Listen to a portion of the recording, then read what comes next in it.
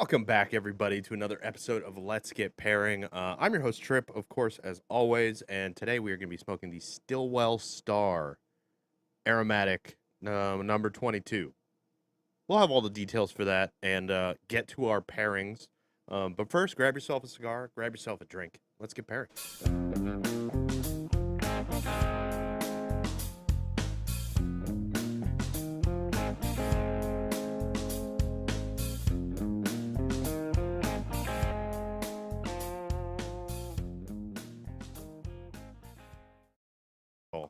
There we go. I got you. Now we're live. At least we should be. Let me double check the Facebook. Yes, we are live. Cool. Hey, everybody. Welcome back. I'm your host, Tripp, as always, here in the Casa de Monte Cristo studio. And not joining me today is Denis. Some medical complications, nothing too serious, but, he couldn't hang out with us tonight. So filling in once again, we have Mr. John McTavish, the cigar surgeon.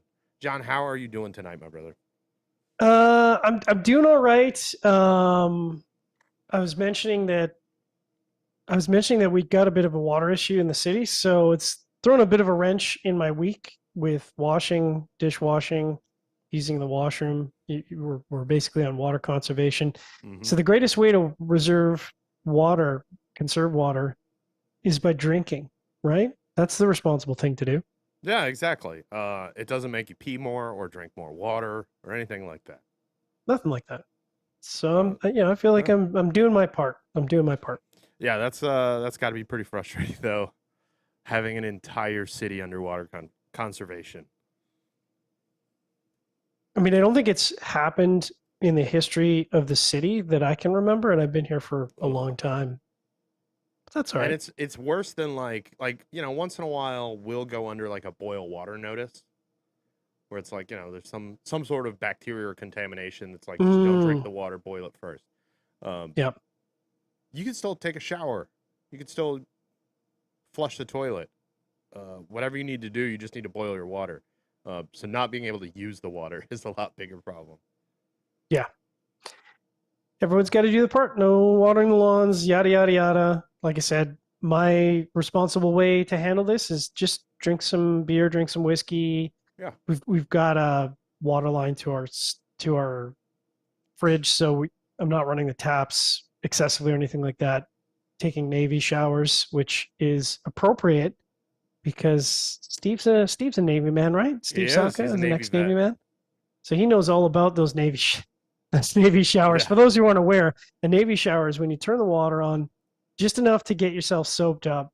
Then you turn the water off, you wash yourself, then you turn the water back on to rinse yourself. Just long enough to rinse. And not even, you got to get 90% to have a proper Navy shower, right? That's right. So I think the total goal is to have the water running for total less than a minute. It's an acquired skill. If you've ever been RVing, you've probably done that to prevent yourself from dumping the gray water in the RV. I fortunately have a little bit of experience with that, growing up back in the good old days. So, at any rate, enough about water. Let's talk about pairing, because that's what we're here for, right? That is definitely what we're here for. And as we talked about at the top, we were smoking the Stillwell Star Aromatic number 22. Little background on this. So Dunbarton Tobacco and Trust in 2021 or 2. I didn't put it in my notes. They launched the Stillwell 21. Star. 21? They launched the Stillwell Star. It was a series of 4 cigars, all in the same size, all with similar wrapper binder filler, but they had differing pipe tobaccos blended into the cigar. And they kind of ranged from I don't know a whole lot about pipe tobacco, so I'm going to get some stuff wrong, but a lot of Kia, like that super intense fermented tobacco, to the brighter, kind of lighter, sweeter, more aromatic stuff with a sweetened tip. In 2022, they released the Holiday LE, which was again the same size and a similar blend, but with some new pipe tobaccos that are more seasonal to pipe smokers and to Steve Saka. This year at the trade show, they re-released the cigar as a core offering. So now it's back. You're going to be able to get this year-round. Price point is $15.95. Factory is one we know and love, Hoy de Nicaragua, as with a lot of Steve stuff, but not all of it. Wrapper on this is Ecuador and Habano, binder is San Andreas. The filler is Nicaraguan, and the thing that makes this blend special is the Cavendish Burley and Virginia tobaccos that they use in this. Anything I left out, John? So a couple interesting factoids. Steve didn't do the blending with the pipe tobacco, and that's really interesting. He's talked at length about this, but he loves pipes. He's long time pipe lover. The original blending, I think it still is for the pipe blend that's going into this, was done by Jeremy Reeves, who's the head blender of Cornell and Deal. If you don't know who they are, they're essentially a giant of pipe tobacco. They're the Davidoff of pipe tobacco, right? They're the Davidoff of pipe tobacco. Maybe the Padron, like one of the names that you really know. Long time. I mean, goes back a long time. Pipe tobacco is sort of an interesting thing. I try to get into pipes. I love, and my stepdad was a pipe smoker, basically as I was growing up. So I love the aromas of pipe. I just find for me, I couldn't get the flavor intensity. So I wanted, that flavor intensity that I got of the aromas of various pipe tobaccos. And I just found that for me, and I'm sure pipe tobacco smokers will be like, what are you talking about? But for me, the flavor portfolio was just so light. So like I was always finding myself reaching for it, and I just never felt like I was getting enough. So when Steve was kind of talking about this project originally, he's like, kind of, the typical Steve fashion. He's like, I don't know if people are going to like it.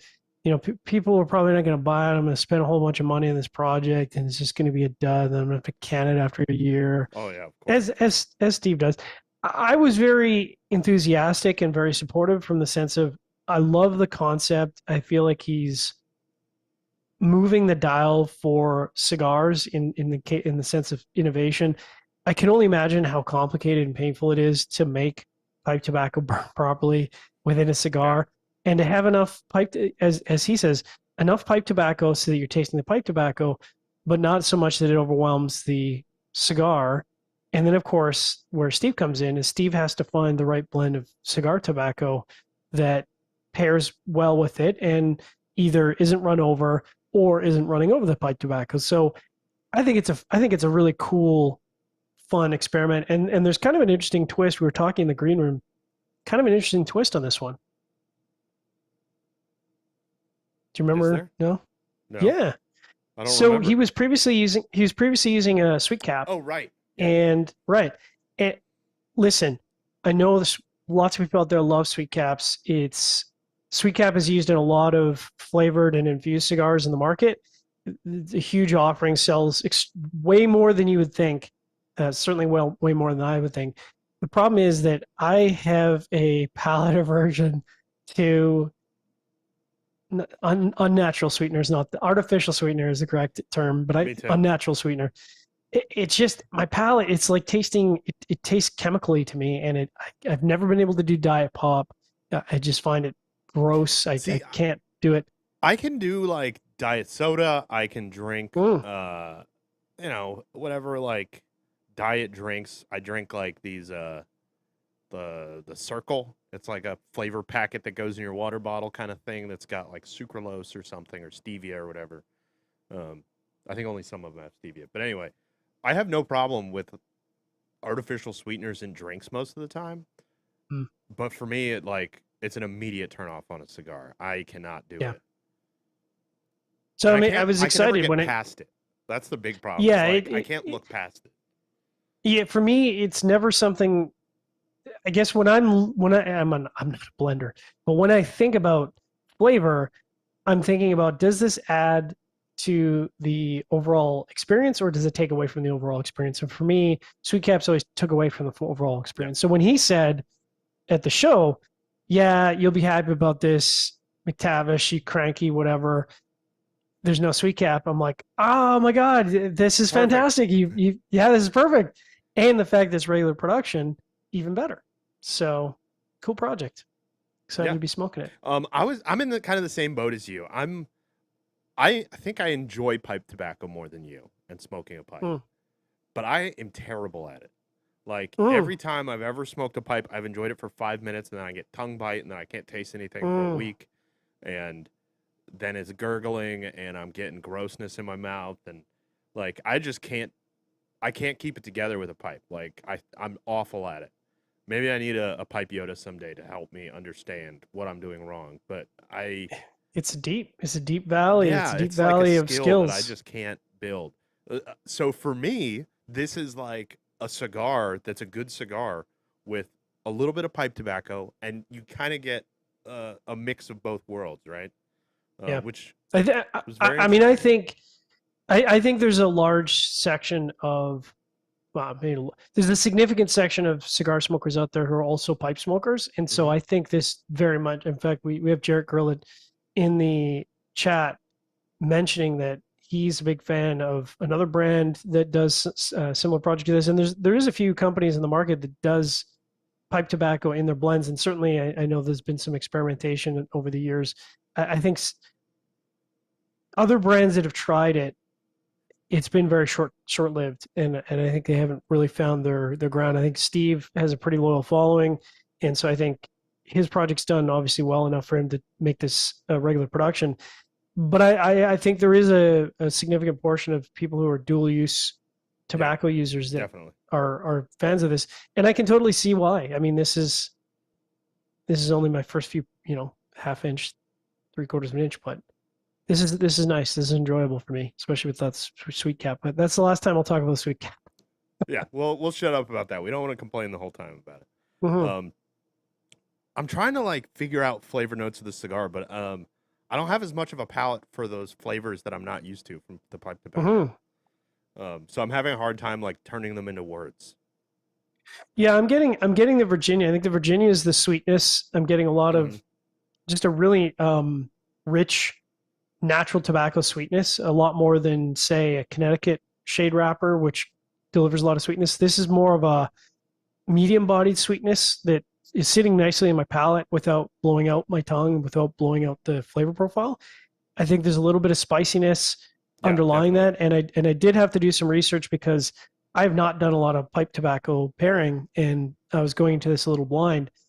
So I went to a couple pipe sites, and they have lots of recommendations about different types of pipe tobacco and pairing. So I followed the advice with my pairings tonight, and hopefully it will work out well for me and our Hopefully, audience. I went the Denis route since he's not here. I'm Nice. taking a page from his book and doing some all over the place beer pairings. So we'll see how that works out for me. Um, yeah, for the cigar, there's like a unique woodiness. I think is kind of how I would describe it. Um, that's not quite cedar, but Mm. is kind of adjacent to that. Yeah, yeah, yeah. I don't know what wood I would put it on. It's somewhere between a cedar and an oak.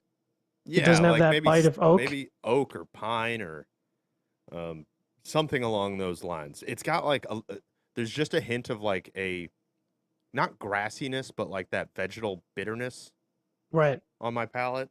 But Which I think is good because it balances out the tobacco from being overly sweet on the palate. yeah, completely agree. But so far Oh. I'm digging this cigar. Mhm. Let's get into some pairing. Let's get into it. So I'm gonna go with my first one here. Um, I didn't realize there's a my first couple of pairings here have a connection, or actually my first and last pairing have a connection I didn't know about, but I'll get to Oh. in a moment. This is called Perny from Wicked Weed Brewing. So Wicked Weed started as a brew pub in Asheville, North Carolina, where a very good friend of the show and fellow Cigar Coalition member Ben Lee from Smoking Syndicate lives. So he's pretty close by to this place. So they started as a brew pub in Asheville in 2012. It was kind of started by two families who had been friends forever, and they wanted to start a brew pub. So they came up with the name, which is it's named after a quote from King Henry VIII that declared Oh. that hops were a wicked and pernicious weed destined to ruin beer. Turns out he was Wicked and wrong. pernicious. Turns out he was wrong, and now we love hops in our beer. But at the Wrong about time, so it was many things. apparently not cool with him. That's Uh, funny. they're pretty well known for their sour program, which they first started a super dedicated sour program called the Fermentarium in 2014. It was the first sour dedicated tap room in the South of the United States, obviously. And it's a whole tap room. The only thing that you can get in there is sours. It's where they do all their sour aging. Wow. Very, very That's super prolific cool. in their sour and barrel aging programs. The kind of sad news is that in 2017 they were acquired by AB InBev, which I didn't know about. They're still producing great beers. They're still going hard with their sour program, which is almost entirely available locally.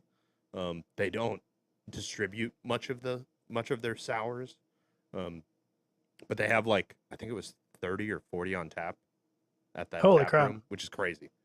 That's got to be more than anybody else by far. Yeah.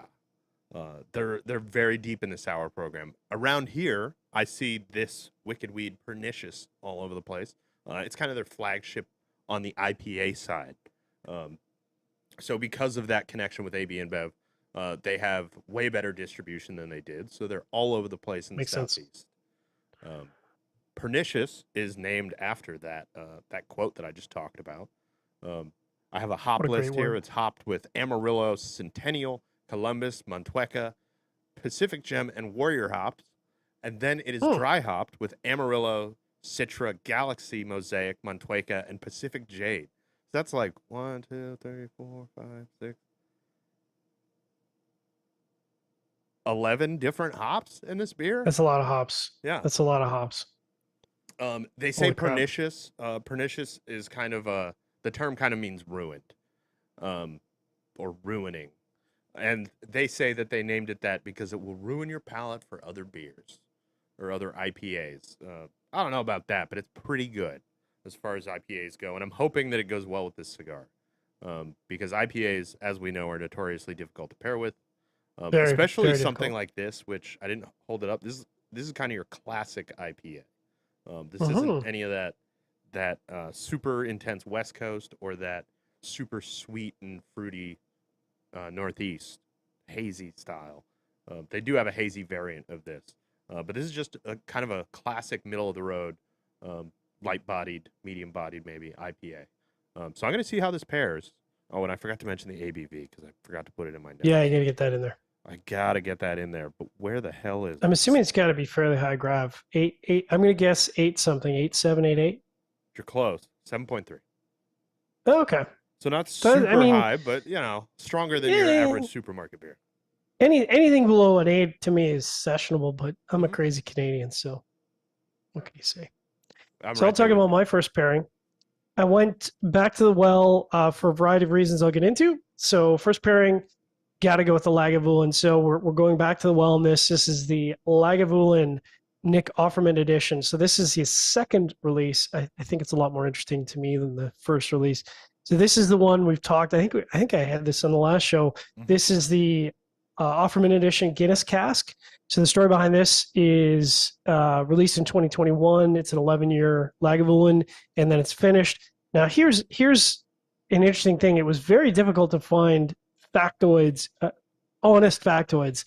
Most sites say it was 4 months in a cask that had previously held Guinness beers. So I think you mentioned last time they probably put Guinness in there, let it sit to season the barrel, presumably drank it because it would be a crime in Scotland to pour that out. You'd have to drink it. Of course. And I'm sure they enjoyed it very much. Now, some sites say 4 months. Most of the sites say 4 months. Some sites say 5 months. I don't know which is true. It doesn't say on the bottle. I struggled to find information on Lagavulin's website. We're going to call it 4 months. That seems reasonable to me. Yeah. It is. Go ahead. I was just going to say Scotland style. You take the lowest age statement, right? That's right. Always round down. It is 46% ABV, which is going to be a bit of a theme tonight for me, close around 46. Good number. I love this bottle. I wish I had bought more. I've talked about the pairing before. It's got a wonderful creaminess to it underpinning the Lagavulin. So it's one of those sort of, I mean, it's an expensive whiskey, but it's a training wheel whiskey for Islay. If you want to get into Islay whiskey, there's a few expressions out there. Oban, Tomatin are excellent, or not Tomatin, Talisker and Oban are excellent introductories to get into peat. And then I think this would be an excellent option as well if it was more readily available, regularly produced, but it's not. So if you see it on the shelf, you should probably pick it up. I like what you're saying. That's what I always tell people. Like, Lagavulin, I think, is the most well-balanced Islay whiskey. If you're seasoned with bourbons, let's say, and you've had some scotches that you're not a fan of, I feel like Lagavulin's a good starting place then. It's kind of interesting because while I think it's extremely well-balanced for an Islay, it doesn't have that, like, punch in the mouth of Band-Aids or Campfire or just that, like, overpowering smoke that the super smoky whiskeys have. But it has a lot, but it's really balanced with this, like, super intense sweetness that I think works really well, but may not be approachable for somebody who's not a whiskey person, right? Or not a Scotch person, at least. And I misspoke on the last show. I was talking Jay Davis from what is Jay's shop? I always forget the name of his shop. Blue Smoke of Dallas. Having a bit of a day, folks. It's measured in ppm. ppm is phenol parts per million, and that's supposed to give you a scientific measure of just how peated the whiskey is. There's a few different ways you can get phenols in there. Sometimes the water source goes through peat bogs, so it naturally occurs in the water. Most of the time, what you do is you actually incorporate peat into the drying process of the barley. So essentially, you're burning peat, and that peat smoke incorporates into the barley.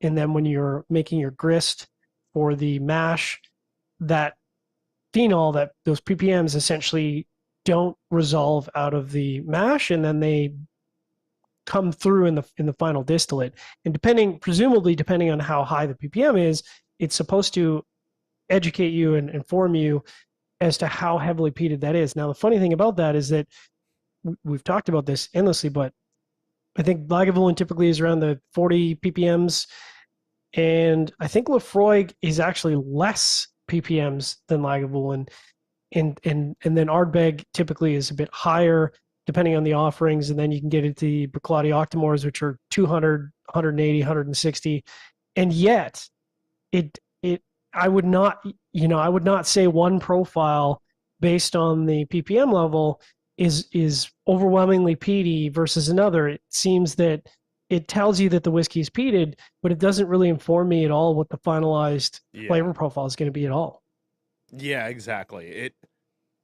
It's kind of like IBUs in beer, right? Like, it gives you an idea of how much bitterness there will be.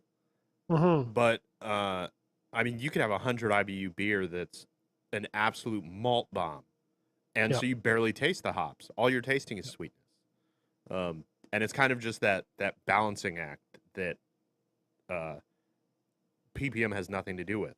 So you can't tell how that's going to be balanced. So I've taken a few sips. Have you had a couple sips of your delicious pernicious? Yeah, I'm noticing that, like, it's first of all, it's a very classic IPA. Like I said before, like it's got a little bit of sweetness, but not too much. It's still got that citrusy crispness, and then it has a bitterness, but it's not like that West Coast IPA cloying, sticky bitterness that sticks to your palate. So I'm finding it works really well with the cigar. It kind of brings out maybe it was all the talk about peat, but it reminds me of like a barbecue smoky kind of flavor in the cigar.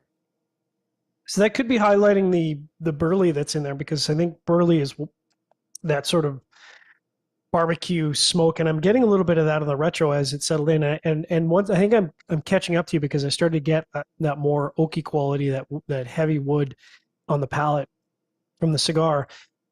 For me, what's really interesting, because I've certainly had my fair share of this Lagavulin 11 Guinness, the profile is radically different for both the Lagavulin and the cigar.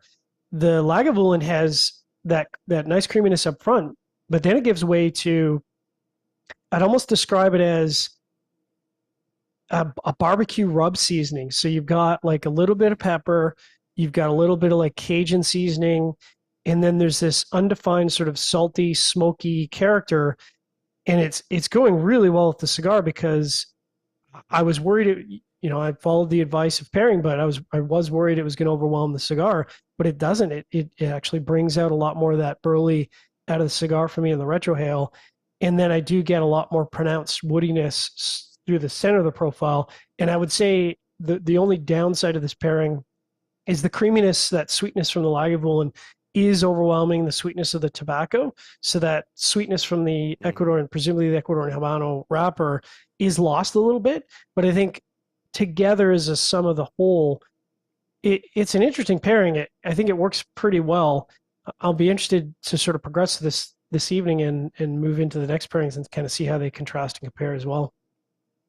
I mean, that's always the most interesting part, right? So I'm going to move on Mm-hmm. to my second purple can of the evening, which I hadn't noticed that connection until we were sitting here a few minutes ago. Unibrew. Unibrew. Unibrew. Man, Unibrew has an interesting history. So they were founded in Right? 1993 in Quebec. Originally, it was kind of started by two business partners as a beer distributor. They had already invested in a brewery called Masawipi Brewery. Don't know them at all. I've never heard of them either. Well, there's a reason you don't know about them because they're not around anymore, which I'll get to in a little bit. So at some point, they had gotten into this business relationship where they had bought a stake in the brewery. That kind of got them into the beer world, and they had this kind of thought that we could be helping both the brewery that we're invested in and other breweries in the Quebec area to have wider distribution. So they started a distribution company. I couldn't figure out whether it was called Unibrew at the time, but it eventually did turn into Unibrew.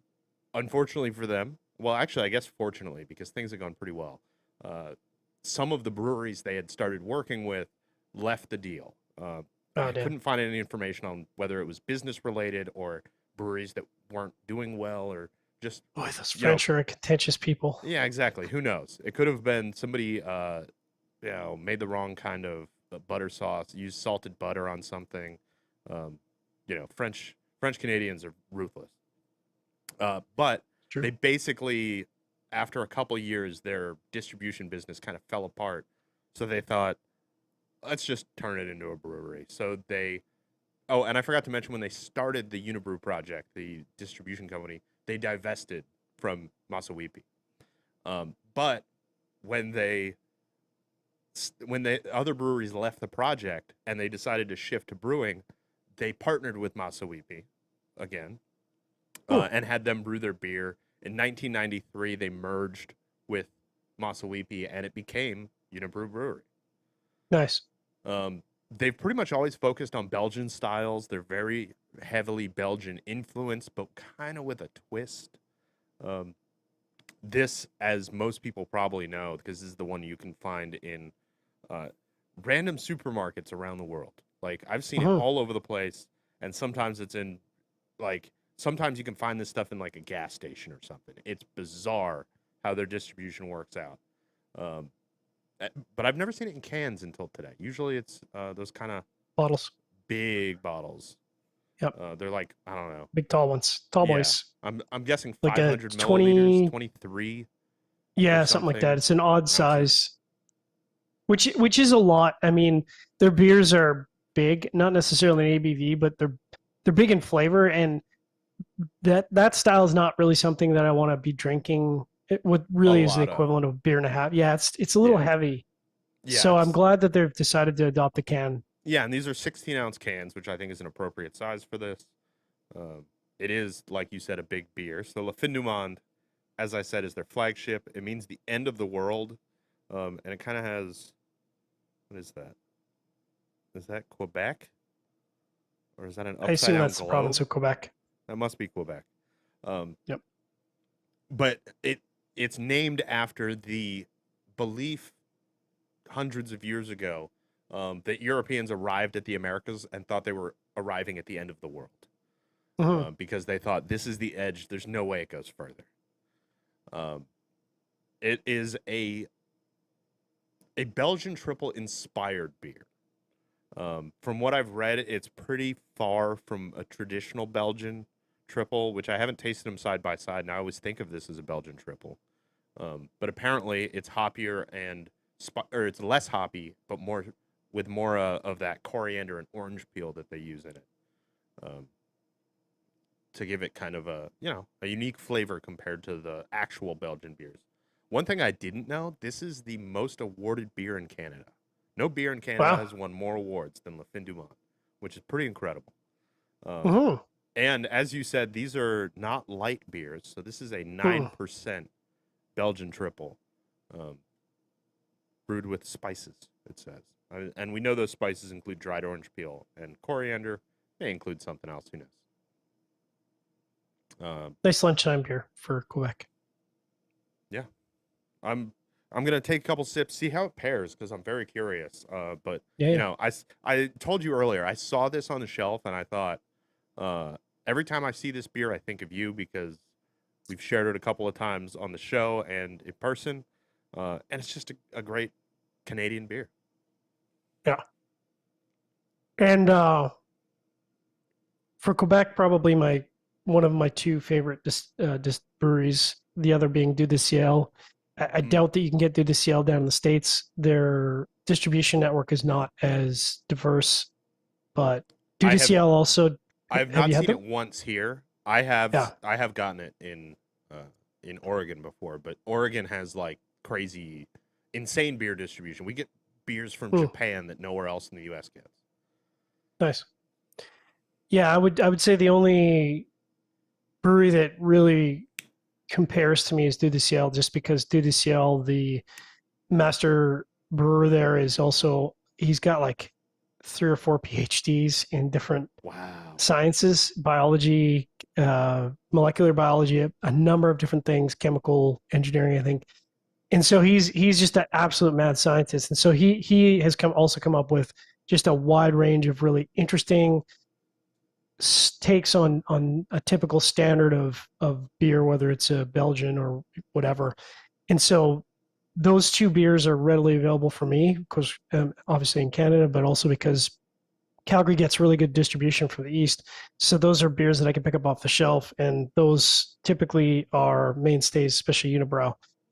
I can't think of a single release that Unibrow does that I don't love, and they do these awesome sampler packs as well, so you can get like 6 or 8 different styles Ooh. in one pack, which is right up my alley. But enough about Unibrow. I'll let you take a sip and pair. Moving right along to my second pairing, keeping up with the theme. And I didn't mention it, but part of the reason I went with Lagavulin here is because Steve Saka is an absolute Lagavulin fiend, Yeah. perhaps as much or more than Nick Offerman. And this is the third release. I was going to say second, but this is the third release. This is the charred oak, like the Guinness cask before it, aged for 11 years. This one is originally aged in ex-bourbon casks and then also aged in ex-red wine casks. Comes in at 46% as well.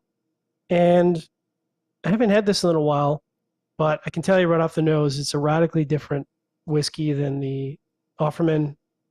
A lot more of that wine coming through on the nose for sure, unmistakable. But when you know something, especially for whiskey, it doesn't, like ppm, it doesn't necessarily inform you what the flavor profile is going to be. So I'm going to take a couple sips. Before I do that, I'll just mention I don't really talk about Lagavulin anymore because I feel like we've talked a lot about the distillery, but it's one Yeah. of the first 2 distilleries to open in Isla. Isla is a series of islands. The biggest one is called Isla, but it's I think officially called the Hebrides Islands. And the distillery itself is located on the south end of Isla, owned by Diageo, which I have mixed feelings about, but they Dennis continue and to I make talk about Diageo a lot, and our right. feeling is that uh, we generally don't like big corporations, of course, Yeah. for the obvious reasons. They ruin everything. They're just money hungry, and there's a million other reasons. But I think Diageo does a pretty good job of acquiring you and just sitting back to collect the checks. Yeah. Like they don't seem to take too much control over the distilleries they buy. At least. Mm-hmm. One of the interesting factoids about the Isla region is they believe that Irish monks could have been distilling there back in the early 1300s. So it goes long, long history of distillation. There's obviously a very large number of distilleries on the island now. New one just opened up. They reopened Port Charlotte, which is going to be interesting. And Bamor presumably predates Lagavulin to 1779, but Ardbeg officially opened right around the same time in 1815. I'll get into Ardbeg in a bit. Ardbeg is located on the northwest side of the island, not a big island, but just big enough that when you're hammered after a tasting session, you can responsibly walk between a couple distilleries, but some of the distilleries you'd need a ride and obviously a place to sleep, because once you go to the island, you're probably going to be there for a night. You're probably not going to want to hop back on the ferry and head back to the mainland. Which ones? I know there's there's an kind of accidental whiskey row there, right? That's right. 3 that are right next to each other. Is that Ardbeg? I think it's Ardbeg, Lafroig, and Lagavulin. Okay, I believe so. I'd have to double check my map. I haven't looked at it in a while, but I think the reason they're on the south end is I think it's for shipping ease, because I think that's where the main port always was. Yeah, I mean, back in the day, you could, yeah. Yeah, and until fairly recently, and speaking in whiskey terms, like within the last 100 years is when you could ship over land. Like they were shipping enough whiskey back then that everything was by boat, and so you built on the edge of the water so that a boat could just come right up to your dock and you could load it up with whiskey and they could take off. Yep. Man, this Unibrew is going great with this cigar. It's bringing nice. Like that coriander, that orange peel brings out this. It's almost like a peach fruitiness. I'm trying to put my finger on the fruitiness, but it's like wow. Out of this cigar? I think it's really the mesh of the flavors. When the beer is still on your palate a little bit and you take a draw on the cigar, that's kind of when I think that flavor is getting created. I think it's partially from the sweetness from the beer, partially from the sweetness of the cigar, but they're just working really well together. So my pairing, I mentioned these are radically different whiskeys, and they are radically different whiskeys. If you're not a fan of red wine cask, and I'm not generally a fan of red wine cask, I find that red wine for me imparts a lot of dryness. I find that red wine casks can overwhelm a whiskey very easily. Red wine in general is a very full flavored, full bodied component. But this works very well in the whiskey. It has that Lagavulin sweetness. The interesting thing is the red wine finish on it is almost so intense that it largely eliminates the peat smoke, which is kind of funny. Yeah, and it's got a lot of dryness in the palate, which is changing the cigar quite a bit. I'm actually getting a lot of chocolate through the retrohale off the cigar and a lot more woodiness. And I think overall it's a lot more drying in the palate than the first pairing. And I'm trying to wrap my head around whether I enjoy that or not. I do find myself wanting to reach for water here. I'm going to take a couple more sips and let you talk a little bit more about your pairing and see if I can wrap my head around this pairing first. That's really interesting because I was just thinking that I'm having the complete opposite experience. Right before you said that, I was thinking about how the Unibrew, the La Fin du Mal with this cigar, like it brings out so much sweetness in the cigar that my mouth is salivating more than usual, as far as this cigar is concerned. There were some like dry tobacco flavors that I think are coming from the Virginia tobacco, I think, that have kind of gotten less dry. Like there's no dryness to the cigar now to speak of. It's really interesting that we're having such opposite experiences, but our pairings are pretty far apart.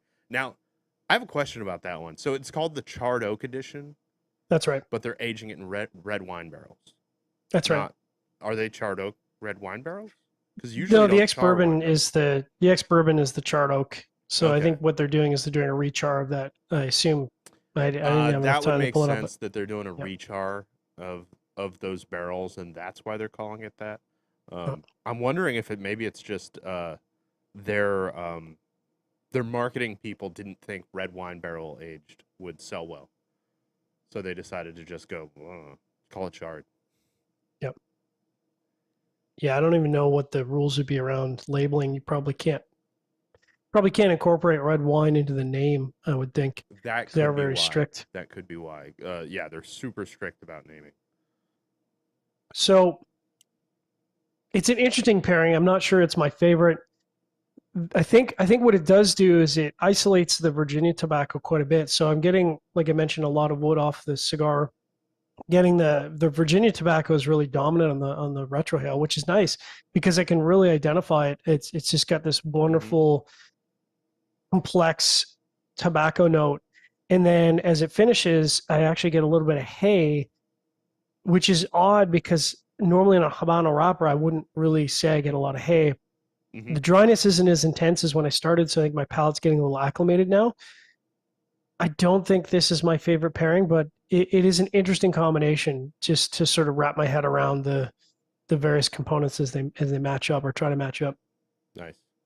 Good. I'm glad it's getting a little better for you. Before we move on to our last pair, how are you enjoying this cigar? This is nice. I'm glad that we chose this for the pairing tonight. This is my first time smoking this. Me too. Well, since the It's sweetened one version, but with yes, it's a sweetened version. This to me is superior because I want to taste tobacco. That's what I want to taste. I want tobacco to be the driver of the flavor. Uh, I'm really struggling to get the Habano notes out of the cigar, which is kind of interesting. yeah. I think that San Andreas coming through with this pairing. I mentioned I'm getting a lot of the chocolate. Where with the first pairing, I think because the sweetness of the Guinness cask, I wasn't that note from the cigar was getting run over. So I am, like I said, I am really isolating that pipe tobacco, which I do want highlighted on a cigar like this. I want to be able to retrohale and pick up a lot of that complex tobacco note. I think on the first Hmm. pairing, the burley was coming through more on the retrohale, and on the second pairing, the Virginia's coming a lot more through on the retrohale. Neither one of them has allowed both notes to come through on the retrohale. So as we progress, maybe the third pairing will be the magic pairing, but it's interesting. This is something I would smoke. This is definitely something I would smoke. Yeah, me too. I'm gonna have to pick up some more of these because I'm very happy with this blend. Mhm. And with that, I'm gonna move on to my last pairing. Let's do So it. as I was telling John in the green room, eh, I see this beer on the shelf all the time, and I have a hard time walking past it. So, and especially when I see a variant, I gotta. If it's a variant I've never had, I gotta try it. Right. Um, Yep. this is Bourbon County Stout from Goose Island. I'll show you the label, kind of, but their label isn't really much worth looking at. It's I've always been kind of confused by their labeling. Like they have just the front label.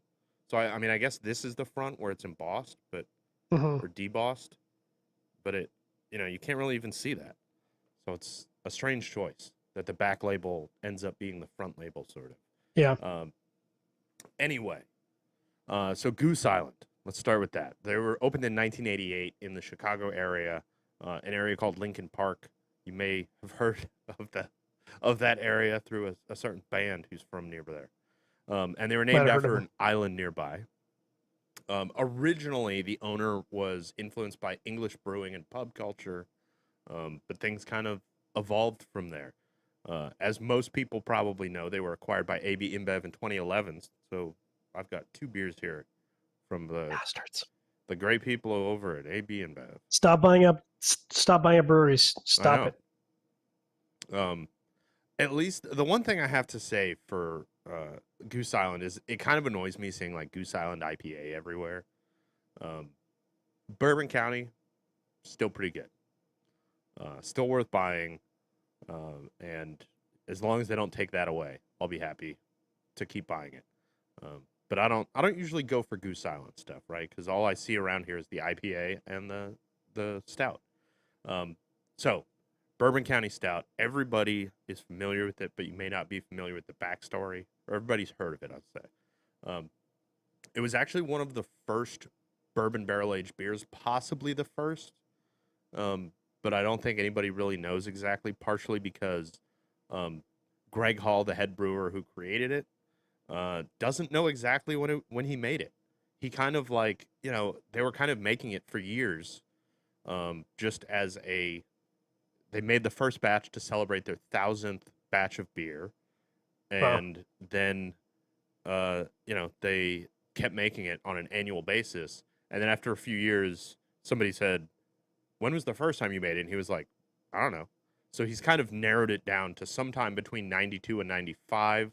And since then, he's kind of said, "I think it's 1994." There was some information out there saying it was 92, but now he's like, "I'm pretty sure it was 1994, but we don't have any log books to prove that." So, take that with a grain of salt, I guess. The idea came really interestingly from none other than Booker No of Jim Beam and Booker's fame. Interesting. In a connection to what we're doing here tonight, they had at the brew pub, they had a cigar bourbon and beer night, and Good Booker on No them. was there to represent the bourbon part, and Booker No was telling Greg this story about how after they empty a barrel of beer, sometimes they will fill that barrel just a little bit with a couple gallons of spring water, then plug it up and roll it around in the yard. And after they roll it around, they dump the spring water out into some kind of container and they pour it over ice and they enjoy what they called brewer's tea at the time, which I thought was really interesting. And that kind of got his wheels turning. So at some point after that is when he decided, why don't I try that with beer? So he got in touch with Booker, got a couple of Jim Beam barrels, and decided to try it out. And it was a hit. And, the rest is history. They've now been making it for about 30 years, almost 30 years. And as I have here tonight, they have about 3,000 variants of it. They've done a lot of experimenting over the years. The coffee variant is pretty kind of a staple. And I had one that was cola with like cola nuts and some spices to make it taste cola-y. They've done a mocha one that had coffee and chocolate. They've done some that have spicy peppers in them. This one is called Kentucky Fog, and it is a London Fog inspired. The current head brewer was inspired by his girlfriend who prefers tea instead of coffee. And so he, huh? I mean, enjoy what you like, but she's a Philistine. Just saying. Yeah, I'm a coffee guy all the way. But he decided to, that sounds like an interesting idea. So he made a London Fog inspired Bourbon County Stout. It's aged in the barrel with Earl Grey tea, black tea, from some particular tea company, Kilogram Tea. I don't know who that is. I'm not a tea guy. And a little bit of clover honey to give a little bit of sweetness. Yeah, I'm very curious about trying it. I haven't even tasted it yet. Nice. This comes in at 14.1% ABV. Woo! Yeah. You may have noticed that this is a bottle from 2020 when I held it up there. Like I said to John in the green room, Bourbon County Stout is typically very hard to find. It's only released on Black Friday, which is the day after Thanksgiving in America for any I was going to say Canadians out American there listening. Thanksgiving. Yeah. But Black Friday, they do a big release. They do it all over the country. You can buy it all over the place. Apparently in South Florida, it doesn't sell like hotcakes like it does in the colder parts of the country. So it is shockingly easy to find like these variants that people kill for in Chicago just sitting on the shelf in a random liquor store from 4 years ago, which is awesome. Unfortunately, the bottle pricing is right in line with the MSRP and not like discounted because nobody's buying it. So it's about 20 to 25 a bottle, which is not cheap when you're talking about one bottle of beer, right? But this is pretty special stuff. This variant was released for only 2 or 3 years. It's now gone. I think 2023 was the last time they produced it because they tend to kind of go in 2 or 3 year chunks with the variants. So I'm going to take a couple sips of this and find out how it pairs. Why don't you talk about your final pairing? Yeah, so my final pairing is apropos for the time of the year. We just passed Ardbeg Days. Unfortunately, I was not able to participate in Ardbeg Days this year. I really wish I would have been able to. The Ardbeg Day release this year was the Spectacular, which is aged in port cask. I did not pick that up. I don't know whether I will pick that up. We'll see. I do have quite a number of different Ardbeg Day variants. Ardbeg Day goes back a long ways, and they've put out some pretty interesting and spectacular releases, some of which have become mainstay, like the Corey Vrecken and the Ugadel. I've got I think I've tried an Alligator. I still have a partially open bottle of, gosh, I've forgotten the name now. But I've got a Scorch? lot I of. believe you have a Scorched, right? I've got a Scorch. I'm trying to remember. It's an older Ardbeg. I'd have to look at my whiskey list to identify. But their Ardbeg Day releases, some of the really good ones go really, really quick. They typically release two different versions. They release their sort of standard version, and then they have what they call their committee release. And the committee release is cask strength. Most people prefer the committee release, but unfortunately, it does come with a price tag, being a cask release. I decided to crack one from a couple years ago, still sealed before I open it. So I did taste it, but it's been a while. So this is the Ardbeg 5 Wee Beastie. This guy was opened. Wee Beastie was released in 2020. All the notes I have is that it's non-chill filtered. No information about whether it's colored. I don't think it is. If you look at it, it's fairly light, fairly straw colored. 5 years, not a long time. A couple of theirs. Like I believe they color Ugdal and Anoa, and maybe Kervekian. But most of their offerings like have that typical very light. I always call it Chardonnay color. Yeah, it's good. It's a good color scheme. So the Wee Beastie is 47.4% ABV. It's coming a slightly hotter, but really around the same palate level to me. Aged in ex-bourbon and then Oloroso sherry casks. I believe the Oloroso sherry casks, they must be they got to be a second or third fill because it's a very light influence. No, it's good. I think it's very balanced because Oloroso can really take the headliner on a whiskey, especially. Yeah. I love a sherry bomb, older. but I could do well balanced too. The spirit is a lot more core Ardbeg for me. A lot more of that sort of smoke up front, a little bit of sweetness in the middle, and then a lot of saltiness to finish, which I don't get on a lot of Ardbegs. Maybe the Ardbeg 8, I get a lot of, or Ardbeg 10, I should say. The spirit itself is good. It's not great, which is what I remember of the tasting. I picked it up because I'm just a huge Ardbeg fan and I like buying whiskey. Now, what's fantastic about this, and what I was hoping for, is it absolutely does isolate the pipe tobacco in the blend. And that's what I was really hoping one of these pairings would do tonight. So I'm getting both the Cavendish and the Virginia, and they're actually at the forefront of the profile for me. So the remaining cigar tobacco notes are kind of pushed to the middle, and it's really leading off with this really nice, rich, I don't want to say palate coating, but it's very identifiable on the palate, very identifiable on the retrohale, that you get this wonderful pipe tobacco component, and then it gives way to the cigar tobacco. And that's kind of what I want on this cigar, and that's kind of what I was hoping for in one of these pairings. So I'm glad that this last one has worked out. I think it might be the saltiness. The saltiness is cutting the sweetness from the whiskey, and it's allowing the pipe tobacco to kind of go forward. I'm going to take a couple more puffs and a couple more sip. You talk about that delicious Bourbon County Stout. It really is delicious. Jared Grillett seems pretty surprised that it's tea flavored. I think the amount of flavor in it really works, and just kind of the flavor profile of this beer lends itself really well to tea because it adds flavor without covering up or taking away any flavor. So it's just turning up the complexity pretty much. Like the tea is very light, but there enough that it's not completely overpowered by the stout. The sweetness is a little high.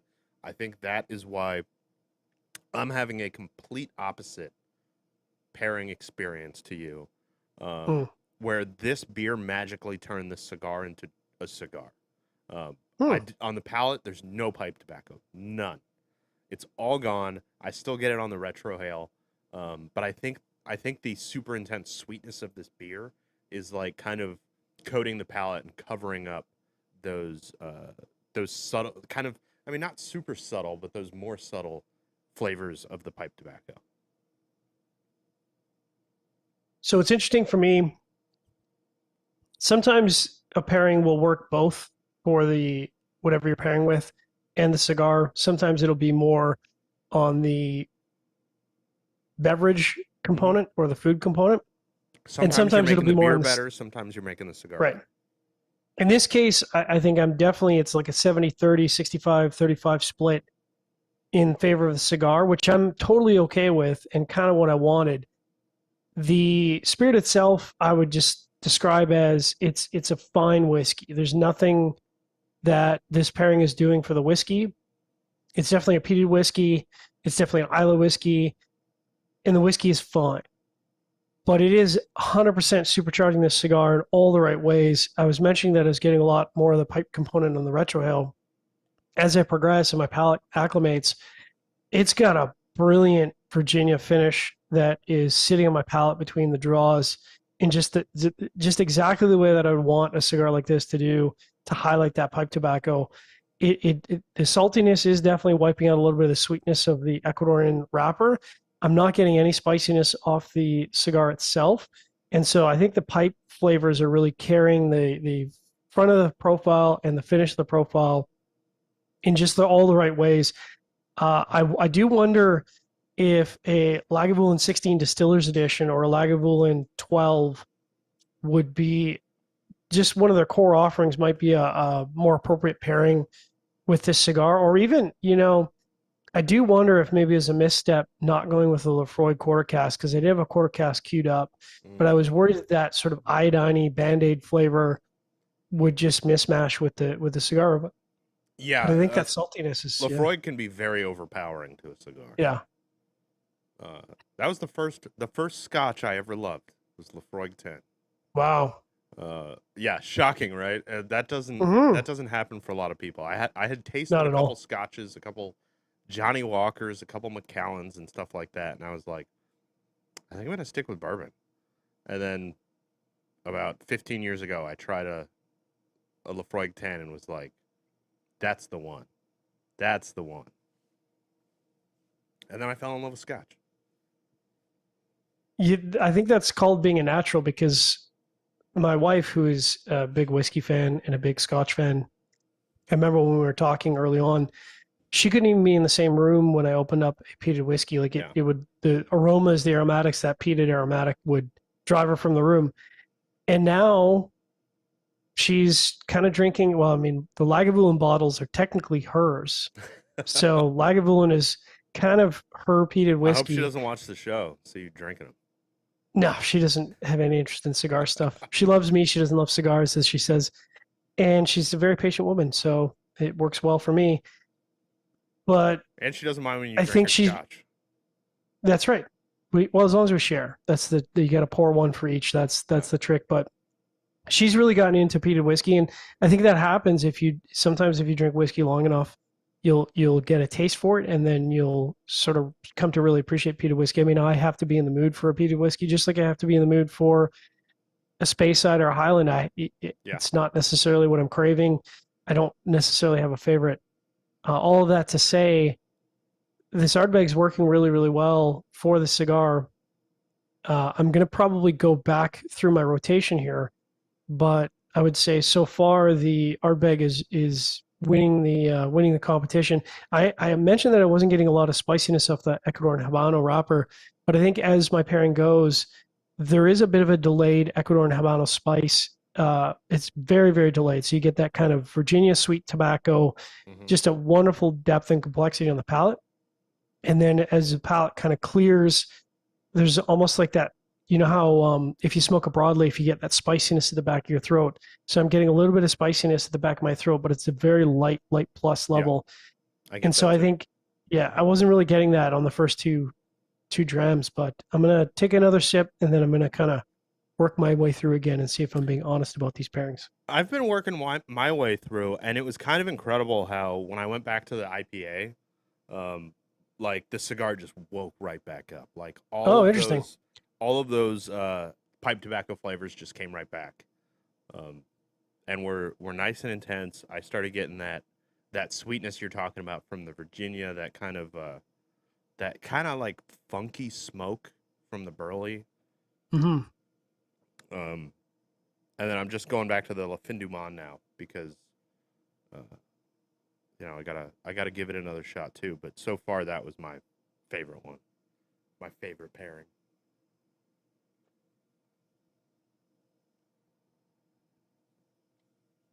So going back to the Guinness cask, hasn't really changed.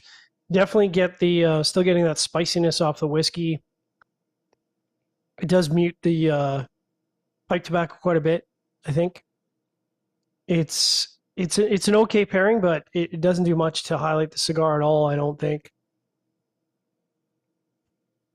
Really, I thought that one worked pretty well for you the first time around, right? Yeah, it could be that the Ardbeg has kind of taken over my palate at this point. It's tough to say.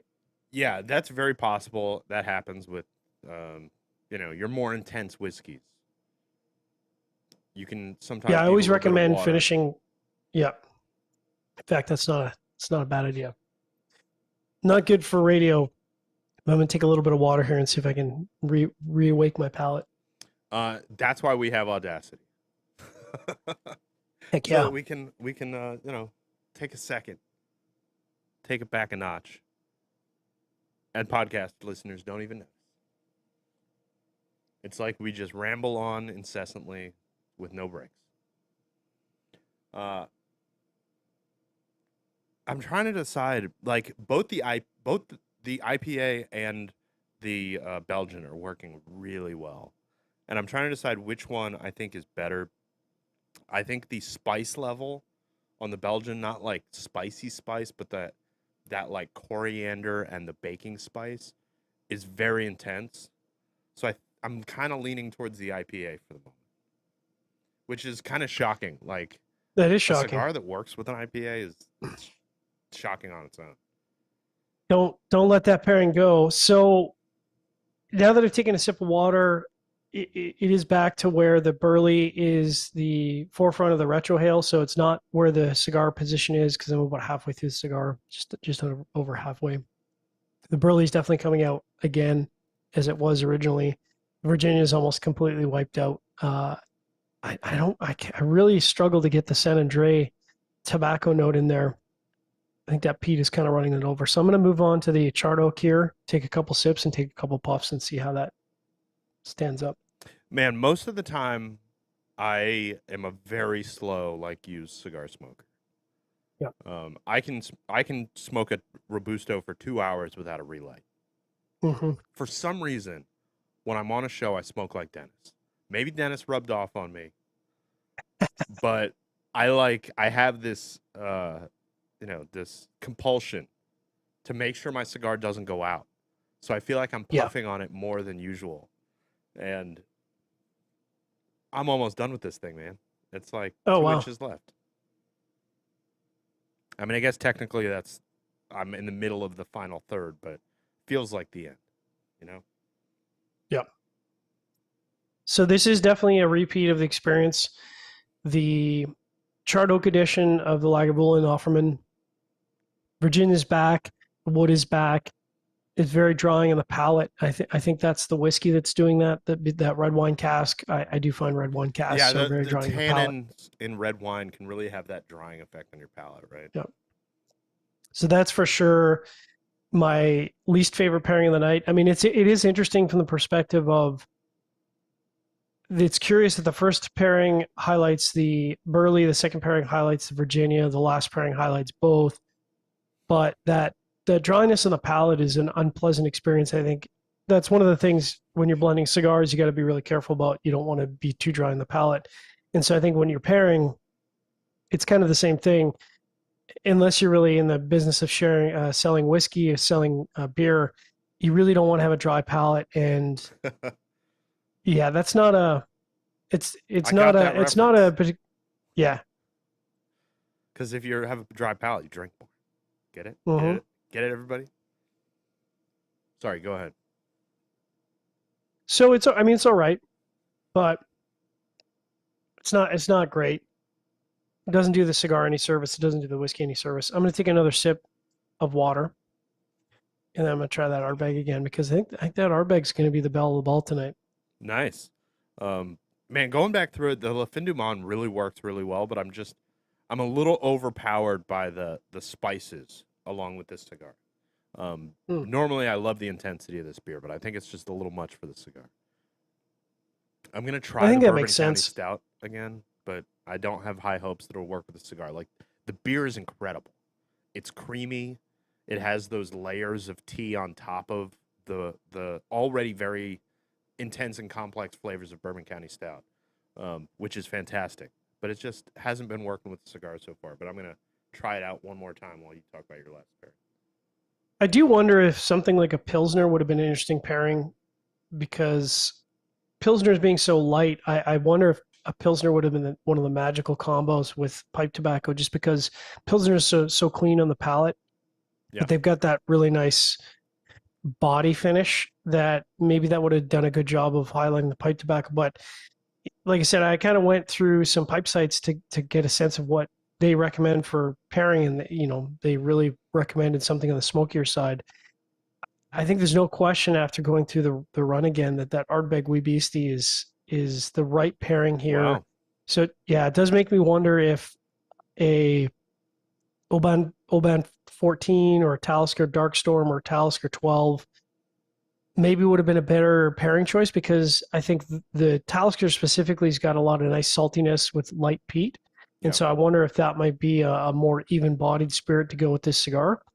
But at the expense of the Ardbeg, it's doing a great job of highlighting the cigar, which is kind of where I wanted to be. But if I were to do it over again, I think I might try that Talisker again, and maybe do the run with even a Bowmore. Maybe do a Bowmore Talisker Oban with this cigar might be an interesting combo. I think the Bowmore might be too sweet, but the Oban and Talisker. I love a Bowmore, man. Yeah. Great distillery. It's funny that as you're saying that, I'm thinking of like the images that I have in my head for the flavor profiles. Mm-hmm. Lafroig is a campfire on the beach. Yeah. Like in the wet sand, you're having a campfire. You got a little bit of that salt spray. Right by the ocean. Yeah, right by the ocean. Talisker is more like you're up to your knees in the water. That's right. Because I get a lot more of that like salinity from Talisker. Yeah. But no Band-Aid. That's the nice thing about Talisker. No, you don't get that iodine-y. Which I love it, but me too. I have a weird flavor profile, a weird palate, I guess. Lagavulin makes me think of a like, that cigar lounge you go in that has like those old leather chairs. Everything is very dark brown. Yep. It's like Winston Churchill smoked there. Out the window, you see the ocean. That's Ardbeg or Lagavulin to me. And Bowmore is like a candy shop by the ocean. That's what I think of. Now, I do have the Bowmore cigar malt, but believe it or not, it's one of those whiskeys that I actually don't think goes particularly well with a lot of cigars. I do pair it often with Cubans. Dalmore, sorry. Okay. I said Bowmore. Whiskey's starting to get to me. The Dalmore cigar malt doesn't tend to pair well with cigars. I do have some single cask Bowmores that are interesting, and I'm trying to wrap around the profile, but again, I just don't think it's the right pairing with the cigar. I think the Bowmore, especially at cask strength, would be too much. Yeah. I wonder if a weeded whiskey might be an interesting combo. I think bourbon would probably be too spicy. Like a weeded bourbon could definitely work. It kind of wheat rounds out those sharp edges of bourbon a little bit. Because I was trying to get my head in like, would a rye work? I think a rye would be too spicy. Mm-hmm. I think a rum is too sweet. I think the rum and the cigar would both just be lost. The weird thing is, and I'm not a gin guy, but I do wonder if a gin might be an interesting combo with this cigar. I am going to have to get more of these cigars and try with a gin. I am an absolute gin guy. But I find that gin doesn't pair generally well with a cigar. No. Very contrasty kind of pairing. Mm-hmm. A gin and tonic works sometimes, but it's really more about the refreshing nature of a gin and tonic than Yeah, it it's just is a about palate pairing with the refresher. cigar. Yeah, you're refreshing your palate. You're not pairing. But I'm gonna have to try that because obviously this cigar pairs a lot differently than a normal cigar. We have our Yeah. pairing of the night is an IPA and an Ardbeg, Yeah. which is like I don't know if that's ever happened with any cigar for us, right? That's Like, a those are two very notoriously opposite hard to pair spectrum. with. Yeah. And I think the thing in my head is I'm trying to match up those flavors. I feel like it's the juniper and the gin that would be an interesting combo because that juniper would be a little sharp, but it's not super intense. And so, I think this cigar needs something in this sort of just under medium category Yes. body for if you're pairing it with a spirit or a beer. So, originally I said Pilsner might be an interesting experiment, but I think a Pilsner might be a little too soft. Yeah, Pilsner might I get was run gonna over. mention that like unlike some of Saka's stuff, the Sobremesa, the what's the one with the cross on it that I can't remember? Sin Compromiso, the Sin Compromiso might be go with a Pilsner. the Mi Querida. Those are all like pretty strong cigars. Yeah. This is way more on the like light side of medium. Yeah, it's which like makes it it's a little like more difficult to pair with. It's like an oofy brulee, really. It's like a brulee with some guts. Yeah, I think that's a good way to put it. A brulee with more complexity, which is unfair to the brulee because the brulee is a nice cigar, but the pipe tobacco is just it's both delicate and complex at the same time. Yes, absolutely. So it's easy to trample with flavors, as we've both learned tonight. But it's also got like these very intense flavors that you can't just pair something very light with it. Like I don't think a Speyside or a Highland would work well with it. Not at all. Too sweet. So now you've got me thinking that Bourbon County. I almost wonder if a couple of different variants of tea might be an interesting combination with this cigar. Like a Pico or I think I can't remember what the blend of tea is with the London Fog's based off of, but I think that the Bergamot. Yeah, the Bergamot I think would be too much. But I think a Pico might be interesting because you're finding the IPA is hypercharging the cigar, and Pico's got that really nice orangey, citrusy character. So I wonder if a Bergamot might be an interesting pairing with a cigar. I could see that. I barely know what words you're saying, but saying orange made me like, okay, that tea with the dried oranges in it. Yeah, I got it. Yeah. I do a little bit because my wife is a really big tea fan. So she's kind of dragged me along for the tea experiment. So I've tried a variety of different teas. I do not like Bergamot at all. It's one of those very, very strong flavor components. I tend not to gravitate to it, and yet every once in a while, I find I really want one. I've tried Lapsang Souchong, which is a black tea that's essentially like peat. Like I'm very familiar with tea. that one because it's like a family joke with my in-laws. Whenever, like, you know how you do the thing where you shake the Christmas gift and you guess what it is? He has had a bit that he's done for decades where he shakes it and he goes, I think he got it from his dad, actually. But he guesses Lapsang Souchong, lampshades, and golf clubs, no matter what size or shape it is. And I've always thought Lapsang Souchong was the funniest one. But yeah, it's like super intense. It's like the Latakia of teas, right? Right. Exactly. Yeah. It's a very heavy profile. That would be the wrong way to go with this cigar. I think black tea would be the wrong way to go with the cigar because I think it'd be too astringent. But I think Pico for tea because of that citrusy component, something along those lines might be an interesting pairing. Coffee would be almost too easy because coffee's always a no-brainer, right? just a no-brainer. I think if I were to go coffee, I'd be thinking like a Kenyan or an Ethiopian coffee because it's got a lot of that fruity component. Mm-hmm. And so that's the element that's missing from the pipe tobacco. And maybe that would be an interesting pairing to go with, some sort of Ethiopian or Kenyan coffee with the cigar would be an interesting revisit. I don't think Irish whiskey would go.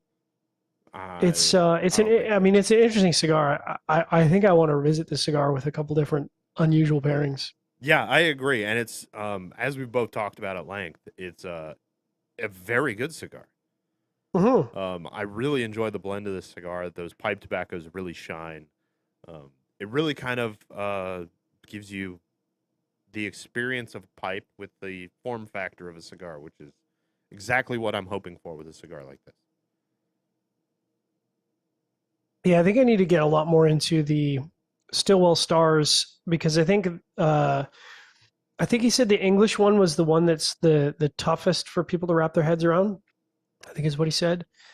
If I remember the conversations. I think it would be the Bayou, but I'm not. Oh, the Bayou. I'm not sure. Yep. But I would like to go back through the portfolio of the Stillwell Stars with pairings and kind of see where they'd land. I again, I said I wasn't going to mention it again, but this is much, much better without that sweet cap. I like that the tobaccos are carrying the cigar.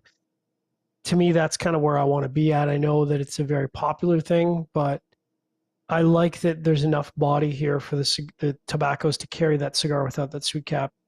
I really hope it does well, in the market for them. I think I could definitely see people who are really into pipe tobacco digging this cigar.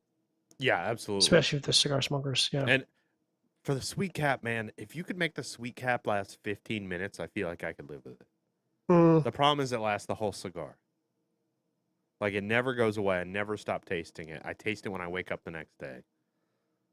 I don't know. I just find that it just takes it again. It's it's not adding to the profile for me when you have a sweet cap. Yeah. So and I can remember when I smoked through the various infused categories of Drew Estate, and I think the one that I enjoyed the most was the now I think it's called the La Rotan. They used to call it the natural, but the La Rotan Dirt, which was the natural, but without a sweet cap. Yep. And that was my favorite because I could really get the tobaccos and that pipe tobacco out of it without getting the sweet cap. And so that's been a pretty consistent thing for me. Is it just sweet cap's not my thing. So yeah, this is nice. This is a nice cigar. It's I think solidly medium in body and strength. I think that's what I would call it. The pipe flavors are a little more subdued, I think, than medium. But like strength and body for the most part is right in line with solid medium. All right, and that brings us to right before we wrap it up for the night. I forgot to warn you, but hopefully you knew this was coming. I'm prepared. Okay, good. This is one for the road where we talk about some kind of media we've been consuming in the last couple weeks, couple months, and just kind of give you a recommendation of what to go spend your time watching or listening to or reading, for that matter. John, what do you got for us? Two things I'm prepared for. One is, of course, the new Star Wars series is out.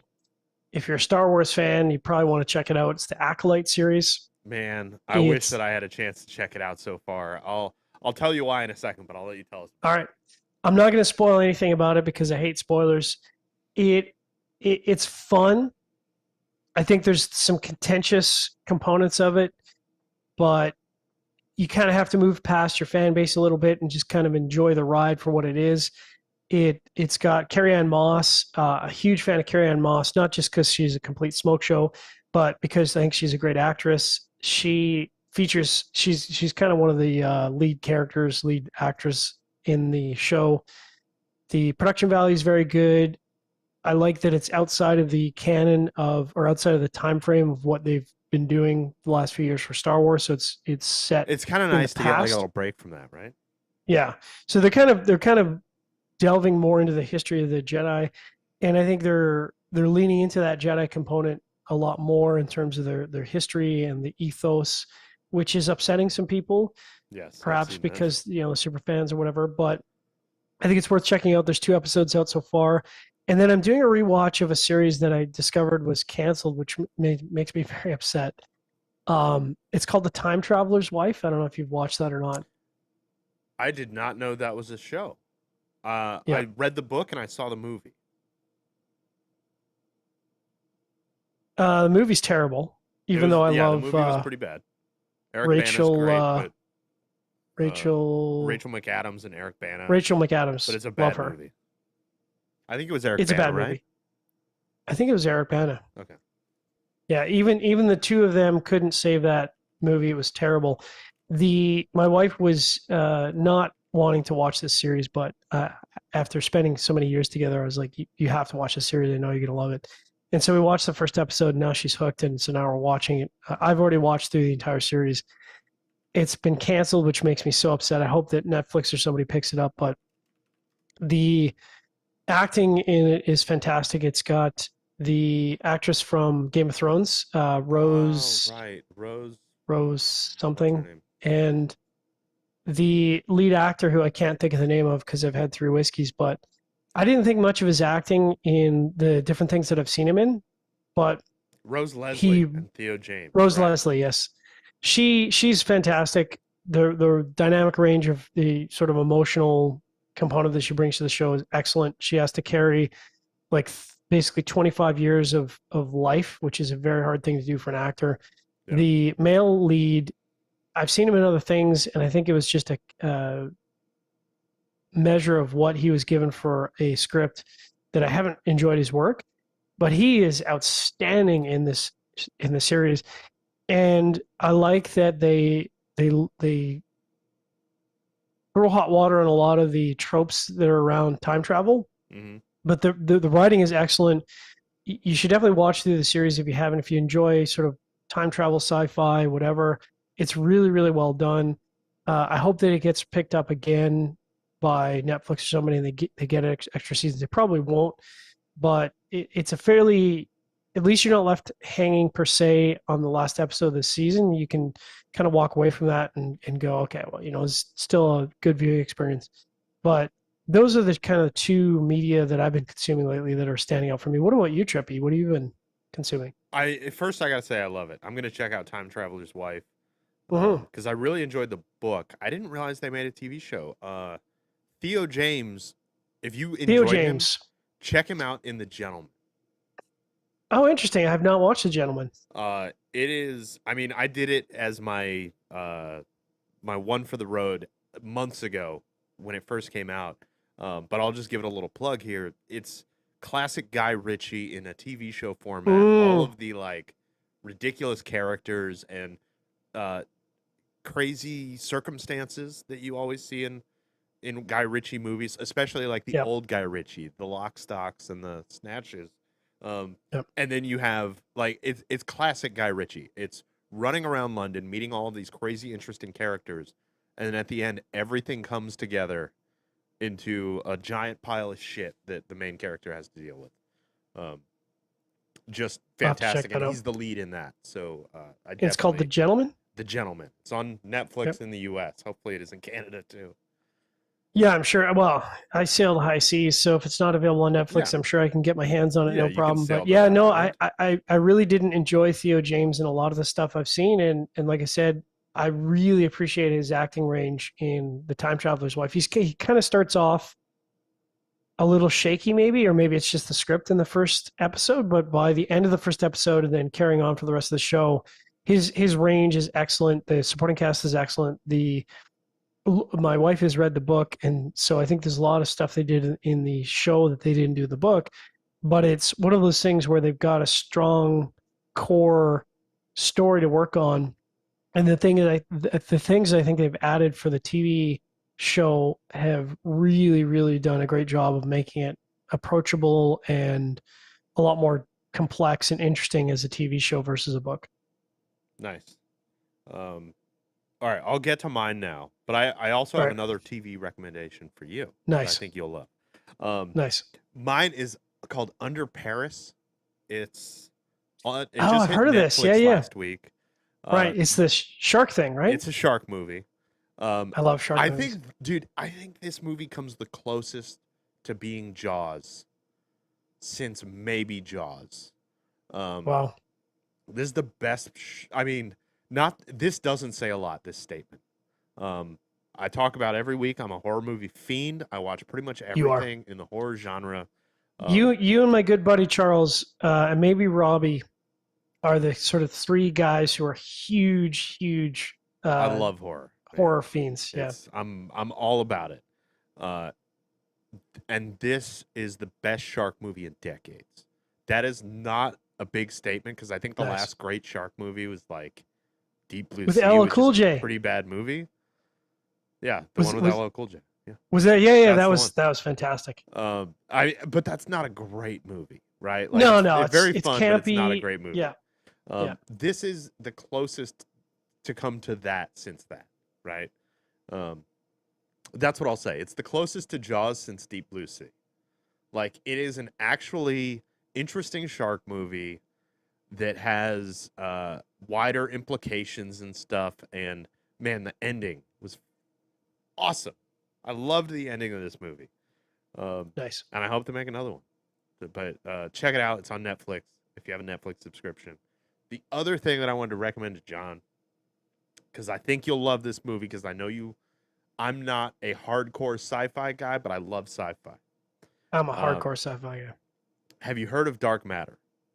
Of course. Have you watched it yet? So, okay. So, this is a continuation of the original Canadian Dark Matter TV show, No, which was phenomenal. it's And not. this is sorry? It's not. But it is. It's in the it's the TV show, right? It's a TV show. Yeah, but it's but within it's based on a within book that from like universe. 2016. Well, who's the lead actress? It's Well, in this show, it's Joel Edgerton and Jennifer Connelly. oh.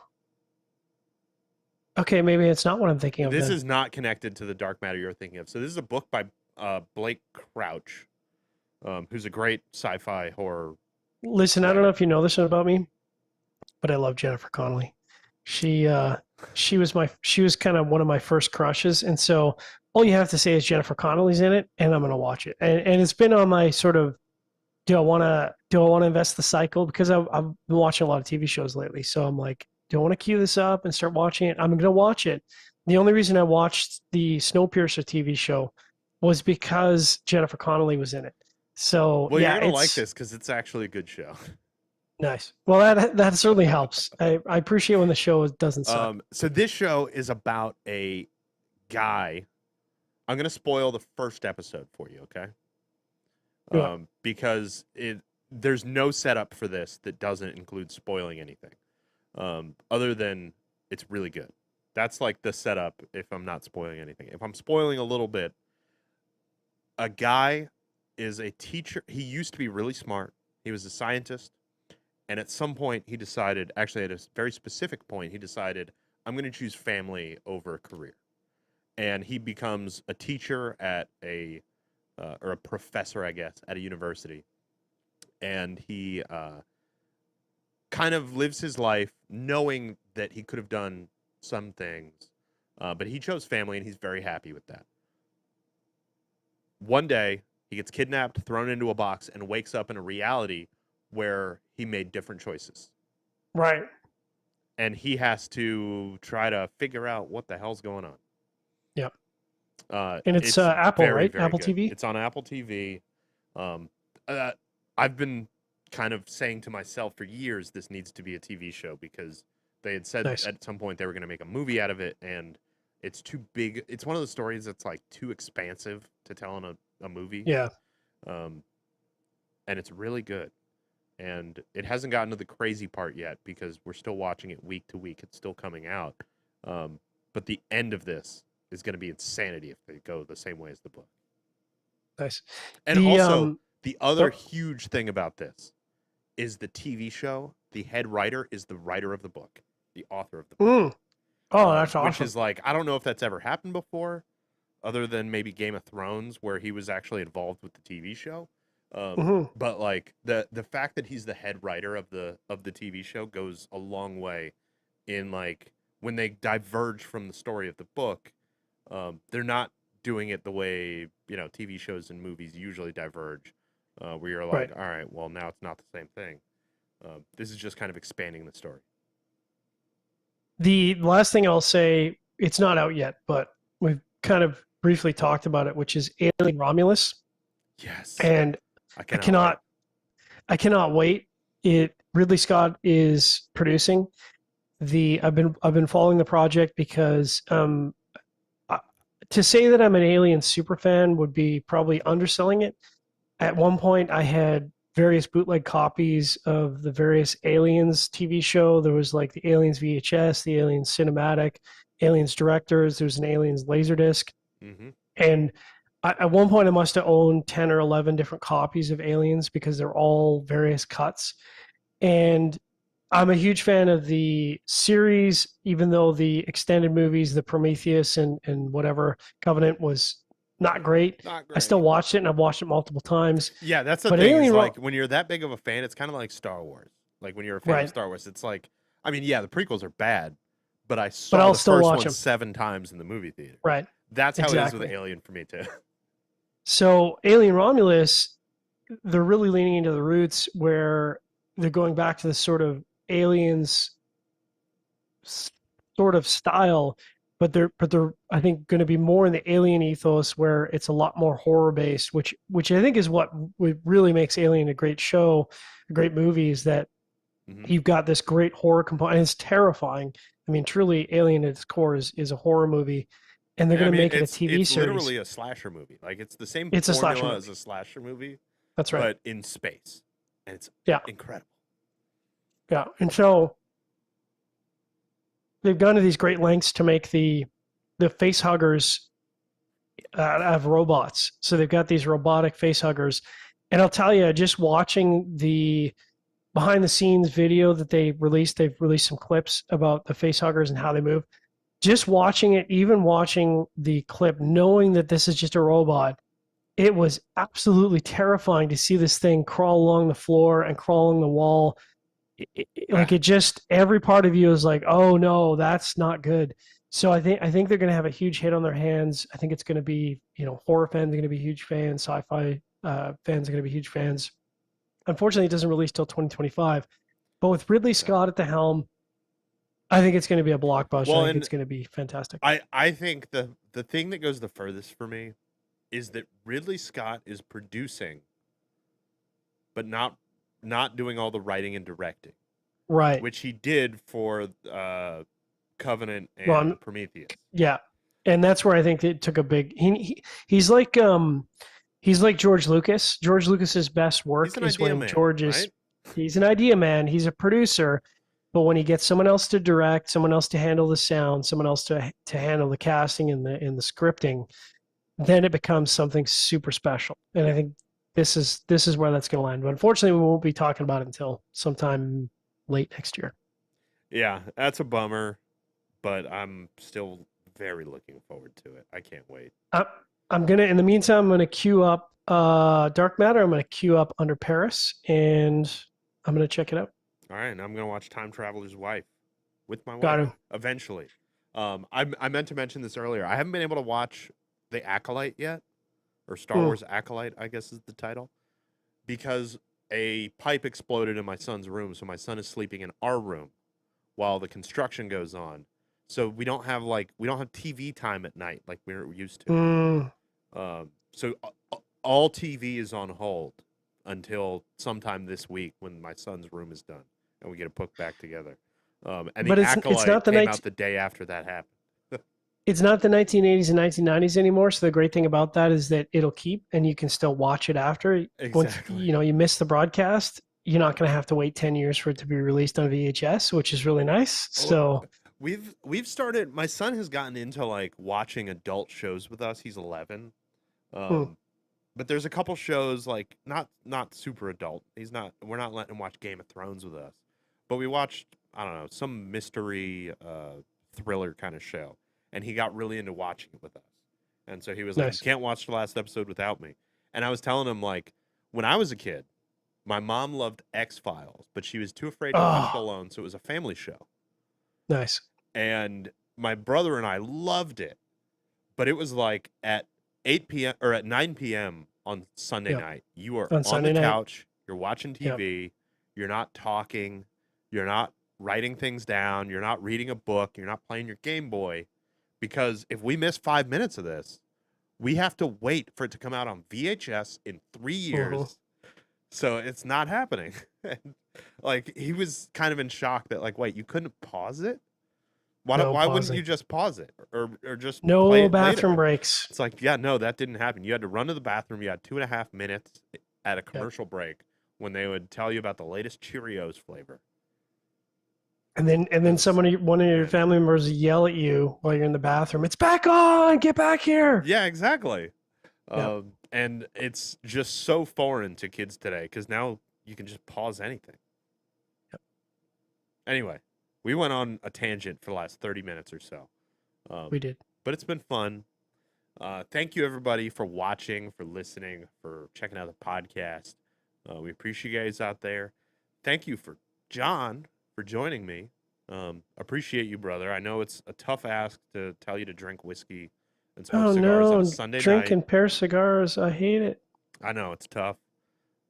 Someday we'll get you back on in the guest spot with Denis on too. But Oh, that'd be a lot of fun. for now, That'll be a 3-hour show though. yeah, well, for now you're my go-to guest co-host.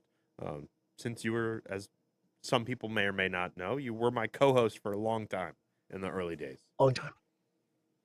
In my early days, at least. You weren't in your early days.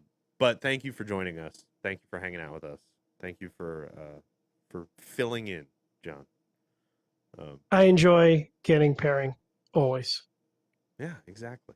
And before we close it out, we always have our catchphrase. John, if you want to say the catchphrase, I'll let you. If not, I'll say it myself. Because I usually I'm happy to do it. All right, go for it. Here, let's Hit 'em get pairing. Here, let's get pairing. We want you to drink better, but we want you to drink less. with it.